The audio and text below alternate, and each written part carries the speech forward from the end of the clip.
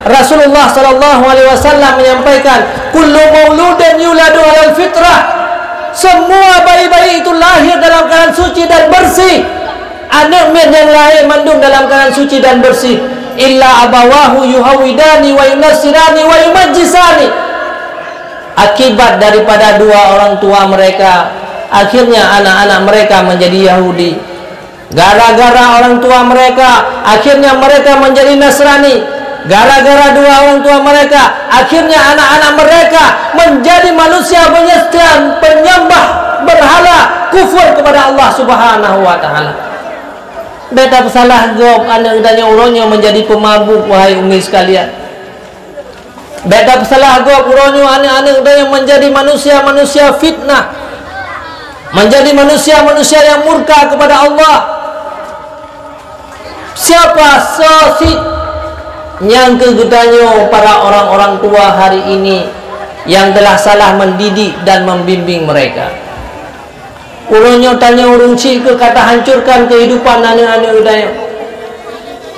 Padahal anak udanyo wadah dipelahir oleh Allah dalam keadaan suci dan bersih, dipersiapkan menjadi hamba-hamba Allah dan kekasih Allah, dipersiapkan oleh Allah untuk menjadi ahli-ahli surga. Semua orang berbangga, berbahagia, tersenyum pada saat anak udanyo lahir.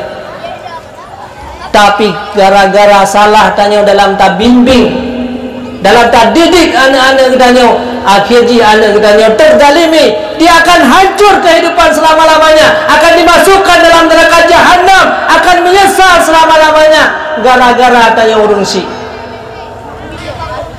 Kezaliman yang paling besar yang tayo lakukan uronyo yang kenyo, wahai umi-umi sekalian. Catah anak tanya tamang surga, sehingga anak tanya akan diklik sampai-sampai dalam neraka selama-lamanya.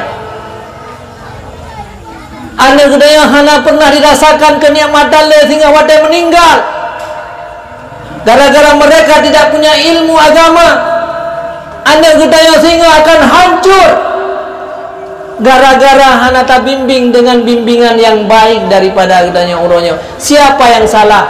Itulah orang tua yang telah menghancurkan kehidupan mereka. Wahai saudara sekalian, para pemuda-pemuda Islam, sesungguhnya Allah tidak melahirkan kitanya untuk menjadi manusia yang jahat. Menyagena pegat kitanya kurung jahat pun kan kali pelahir dia saja urung kafir. Tapi orang tua inilah yang akan bertanggung jawab yang paling besar, sehingga getanya urung cik sehingga tanggung jawab ke anak getanya sehingga kata zalimi. Maka jangan mendalimi mereka, jangan menghancurkan kehidupan mereka. Beda putusah anak-anak getanya sehingga urung akhirat gara-gara lahir bak getanya. Seandainya anaknya lahir bak urung-urung yang gad, dibimbing oleh orang-orang yang baik, oleh orang-orang yang berilmu, sungguh anak getanya sehingga akan bahagia urung akhirat. Dia akan tersenyum mendapatkan surganya Allah Subhanahu wa taala. Saudara sekalian yang seiman dan yang seagama, uronyo ledanyo tak tinggalkan rohaniah anak-anak dayo, bahkan rohaniah saya sendiri uronyo tak tinggalkan.